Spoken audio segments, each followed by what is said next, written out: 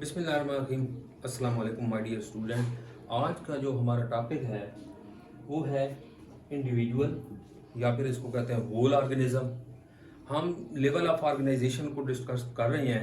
पहले हमने स्टूडेंट सबसे पहले एटॉमिक एंड सब एटॉमिक लेवल को डिस्कस किया था, फिर उसके बाद मॉलिक्यूलर लेवल को, फिर उसके बाद ऑर्गेनेली लेवल को, फिर उसके बाद सेल लेवल को, ठीक है, फिर उसके बाद टिश्यू लेवल को और फिर ऑर्गन लेवल को, फिर उसके बाद ऑर्गन सिस्टम लेवल को। इसमें मैंने आपको ये बताया था कि जो ऑर्गन सिस्टम होते हैं जो हमने लास्ट पे डिस्कस किया था वो सिर्फ और सिर्फ एनिमल में बनते हैं। ऑर्गन सिस्टम प्लांट के अंदर स्टूडेंट नहीं बनते। तो बात ऑर्गन तक आ जाती है प्लांट के अंदर, लेकिन क्योंकि एनिमल उससे भी ज़्यादा कम्प्लेक्स होते हैं और उनमें बनते हैं ऑर्गन सिस्टम। लेकिन इससे पहले मैं आपको ये बताता चलूँ स्टूडेंट कि आपकी जो फर्स्ट ईयर की जो टेक्स्ट बुक है, ठीक है, मैं उसमें जितना भी मटेरियल होता है वो सारे का सारा राइट कर देता हूँ और उसमें हेडिंग भी बना देता हूँ आपके लिए। अगर आप चाहें तो यही नोट करके आप अच्छे तरीके से तैयार कर लें, आप अच्छे तरीके से याद कर लें, तो इंशाल्लाह ताला आपका नुकसान जो है वो नहीं होगा, ठीक है ना। तो क्योंकि मैं कोई सिंगल वर्ड भी उसमें से जो है वो मिस नहीं करता, जितना भी उसके अंदर मटेरियल है वो मैं सारे का सारा तैयार कर लेता हूँ, ठीक है ना स्टूडेंट। तो अगर आपके पास कोई दूसरी बुक है, अगर कोई आपके पास कोई दूसरी हैंड बुक है या इस तरह की, तो मैं आपको यही मशवरा दूंगा कि आप टेक्स्ट बुक को फॉलो करें। अगर आपने उन बुक से याद करना है तो फिर कोशिश ये करें कि अगर उनमें कोई अगर मटेरियल मिस है उसमें से, तो वो फिर आप इसमें से नोट कर लें और उसको राइट कर लें और वो भी याद कर लें। तो इस तरीके से बेहतर होगा। बल्कि मैं तो ये कहता हूँ कि जो स्टूडेंट जिनके ज़्यादा अच्छे मार्क्स बनते हैं कि जो वर्डिंग है ना वो टेक्स्ट बुक वाली ही होनी चाहिए। तो मैंने 100% टेक्स्ट बुक को ही फॉलो किया है और आप कोशिश करें कि ये पूरा लेक्चर जो है वो यही तैयार कर लिए करें। तो शुरू करते हैं स्टूडेंट इंडिविजुअल, या फिर इसको क्या कहते हैं होल ऑर्गेनिज्म। तो पहले जिस तरह मैं आपको वर्ड का मतलब बता दूं, जिस तरह मैंने आपको बताया था कि ऑर्गेनेलिज का मतलब होता है ऑर्गन ऑफ द सेल, ठीक है। टिश्यू का भी मैंने आपका लफ्ज़ी मतलब बताया था, उसका लिटरल मीनिंग बताया था कि जिसका मतलब होता है उलझा हुआ, ठीक है ना। इस तरह ऑर्गन, ऑर्गन का जो हमने लास्ट पे पढ़ा है, सॉरी, ये ऑर्गन का मतलब होता है कोई ऐसा इंस्ट्रूमेंट, कोई ऐसा खास इंस्ट्रूमेंट जिसका कोई खास फंक्शन। ये मैं किसकी बात कर रहा हूँ स्टूडेंट, ये मैं बात कर रहा हूँ ऑर्गन की, जो हमने लास्ट पे ये डिस्कस किया था टॉपिक ऑर्गन। क्या डिस्कस किया था? ऑर्गन। ऑर्गन का लफ्ज़ मतलब क्या होता है? कोई ऐसा खास इंस्ट्रूमेंट जिसका कोई खास फंक्शन। तो इस तरह अब हमने, क्योंकि आज का जो हमारा टॉपिक है वो क्या है इंडिविजुअल, या फिर इसको क्या कहते हैं होल ऑर्गेनिज्म। तो ये वर्ड है वो इंडिविजुअल, इसका मतलब होता है स्टूडेंट नाकाबिले तकसीम। इसका मतलब क्या होता है? नाकाबिले तकसीम। अब ये अगर होल ऑर्गेनिज्म बन जाता है या इंडिविजुअल बन जाता है तो ये नाकाबिले तकसीम कैसे है? हालांकि हमें ये तो महसूस होता है स्टूडेंट कि क्योंकि ये किससे मिलकर इंडिविजुअल जो होल ऑर्गेनिज्म है ये किससे मिलकर बना है? ये बना है ऑर्गन से और ऑर्गन सिस्टम से। यानी प्लांट के अंदर वो ऑर्गन से बना है और एनिमल के अंदर ऑर्गन सिस्टम से मिल गया, यानी ऑर्गन और ऑर्गन सिस्टम के दोनों में, क्योंकि एनिमल के अंदर ऑर्गन सिस्टम होते हैं। तो बज़ाहिर तो हमें ये महसूस होता है कि ये शायद एनिमल अगर इसको डिवाइड कर दें तो ऑर्गन सिस्टम बन जाए अलग अलग, या फिर प्लांट के अंदर करें तो अलग अलग ऑर्गन बन जाए, लेकिन ऐसा नहीं है। जिस तरह आप देखें, अब मैं खड़ा हूँ यहाँ पे, अगर मेरा आप जो है आप पहले के मेरा सारा ये हेड उतार दें, ठीक है, तो वो किस काम का होगा? यानी कि आप समझ लें कि ये इसलिए इसको नाकाबिले तकसीम इंडिविजुअल जो लफ्ज़ है वो इसलिए कहा गया है कि ये नाकाबिले तकसीम है। अगर आप इसको डिवाइड करते हैं मुख्तलिफ पार्ट में तो वो आप पहले के नकारा हो जाएंगे, वो किसी काम के नहीं रहेंगे। तो इसलिए इसको कहते हैं कि जो इंडिविजुअल या होल ऑर्गेनिज्म होता है ये स्टूडेंट नाकाबिले तकसीम होता है।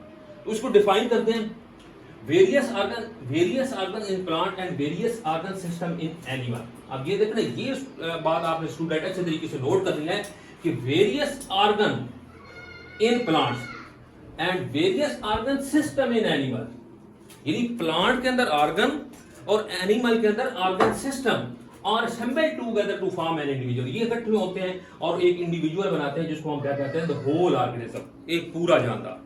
और ये स्टूडेंट ज्यादातर किस में होता है? प्लांट के अंदर और एनिमल के अंदर। ये जो लेवल है ना, क्योंकि हम देखें जो ऑर्गन और ऑर्गन सिस्टम पढ़ा था ये प्लांट का और एनिमल के अंदर ही मौजूद था। तो आपने बस डेफिनेशन में ये सिर्फ ख्याल करना है कि जो प्लांट के अंदर ऑर्गन मिलते हैं और इंडिविजुअल बनाते हैं, और एनिमल के अंदर ऑर्गन सिस्टम मिलते हैं, वेरियस का मतलब होता है मुख्तलिफ ऑर्गन सिस्टम मिलते हैं और वो क्या बनाते हैं, होल ऑर्गेनिज्म बनाते हैं। इसके बाद स्टूडेंट हेडिंग है इंडिविजुअलिटी, यानी कि इसकी अपनी आप पहले की शनाख्त होती है। इंडिविजुअलिटी का मतलब क्या होता है, शनाख्त, इसकी अपनी शनाख्त होती है। कैसे शनाख्त होती है कि as far as it's characteristic are concern, अगर इसकी खुसूसियात अगर देखी जाए, उसको ख्याल किया जाए, it is different from other member of the same species in certain respect. तो ये डिफर करते हैं other member of the same species से। यानी कि आप देखें ना, एक तो अगर देखें इंसान को देखें, ये दूसरी अगर स्पीशी को देखा जाए जो एनिमल है उनसे तो ये अलग है ही ना, लेकिन इससे हट के आप देखें कि ये अपने जो मेंबर हैं, इसके अपने जो मेंबर हैं वो उनसे भी जो डिफरेंट, जिस तरह आप देखें कोई इंसान है, अब कोई उस जैसा दूसरा नहीं है, कोई 100% वो किसी दूसरे इंसान से मैच नहीं करेगा।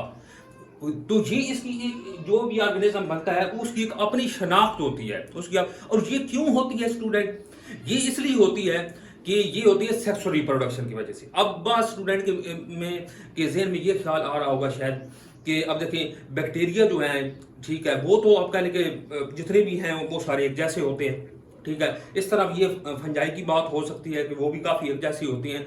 तो स्टूडेंट यहाँ पे आपने ख्याल रखना है कि हमारा लेवल कौन सा है, हम कौन सा लेवल स्टडी कर रहे हैं। हम इंडिविजुअल लेवल कर रहे हैं और ये ज्यादातर लेवल होता है प्लांट के अंदर और एनिमल के अंदर।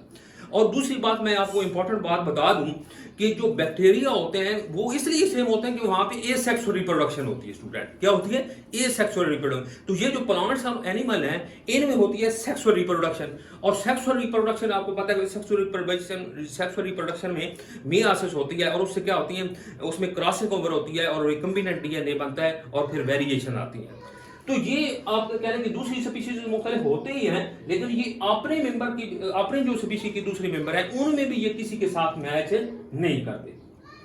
इसके बाद स्टूडेंट हमारा ये हेडिंग है कोऑर्डिनेशन की, कि ये जितने भी ये ऑर्गन और ऑर्गन सिस्टम होते हैं, ऑर्गन प्लांट के अंदर और ऑर्गन सिस्टम एनिमल के अंदर, इनमें कोऑर्डिनेशन होता है। ये कोऑर्डिनेशन से काम कर रहे होते हैं।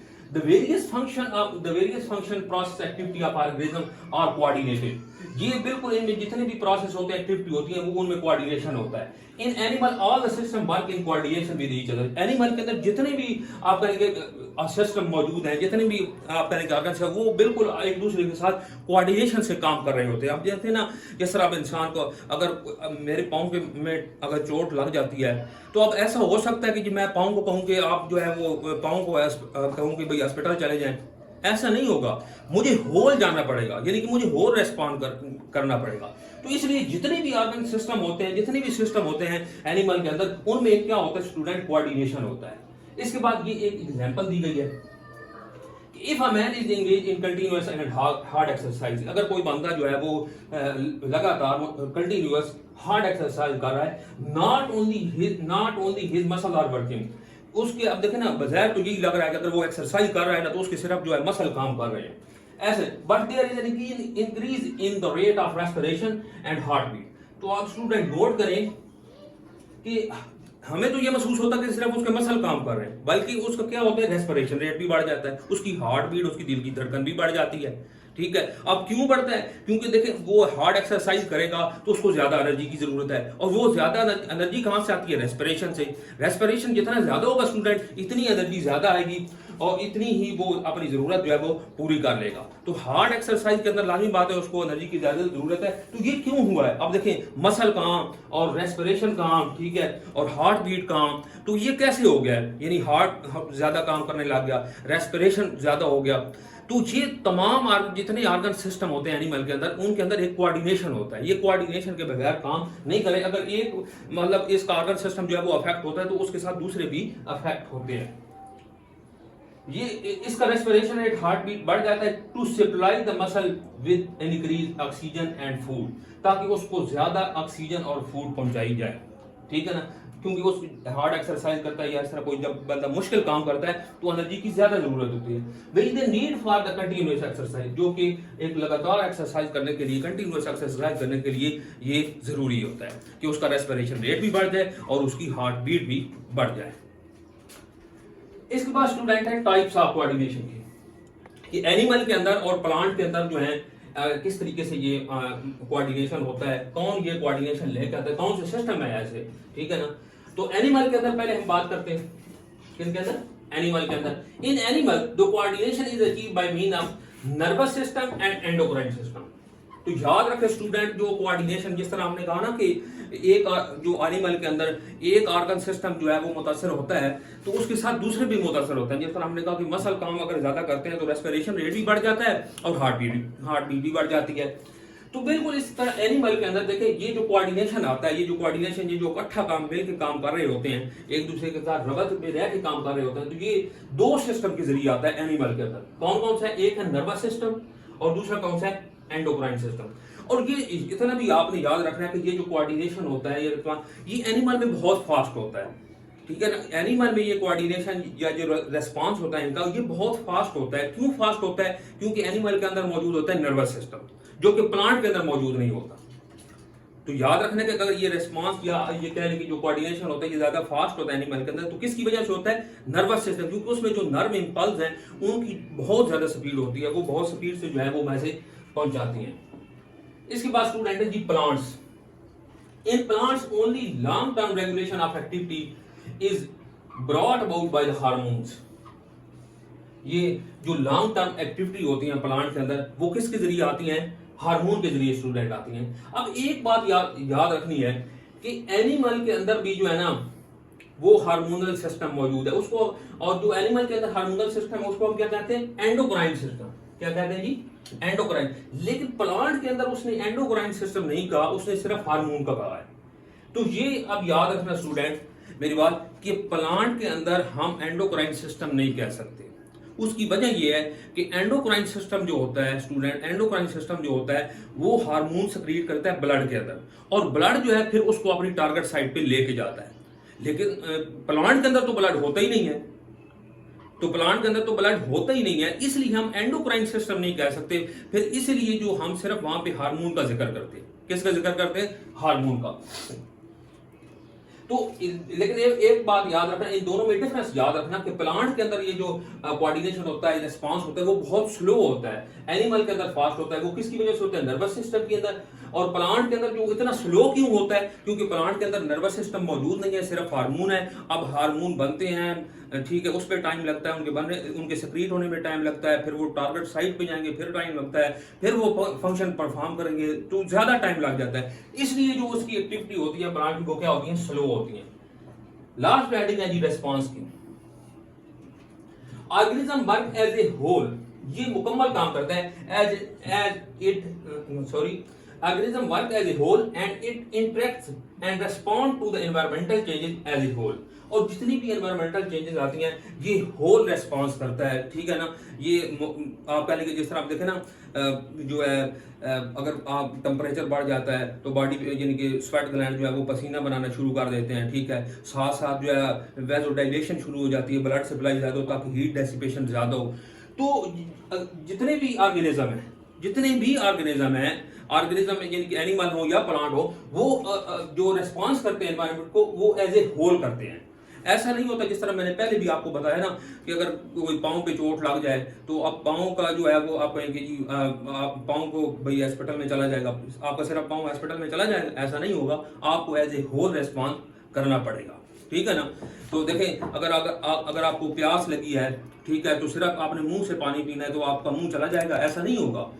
होल ऑर्गेनिज्म को, होल एनिमल को होल रेस्पॉन्स, उसे एज ए होल रेस्पॉन्स करना होता है। तो उम्मीद है स्टूडेंट ये टॉपिक आपको समझ आ गया होगा। आज के लिए इतना ही। अल्लाह हाफिज़।